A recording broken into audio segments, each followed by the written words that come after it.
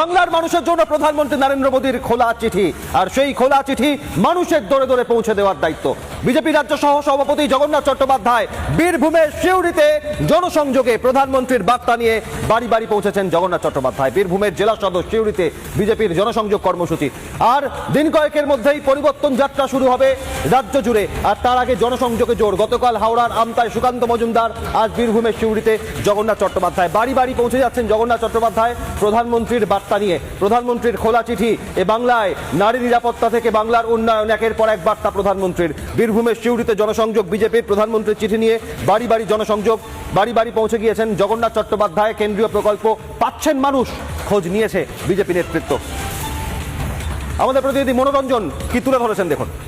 এশায়ের আবহের মধ্যে কিন্তু বিধানসভা ভোটের কার্যত দামামা বেজে গিয়েছে, আর এই বিধানসভা ভোটের প্রস্তুতিও শুরু করে দিয়েছে বিজেপি ইতিমধ্যেই।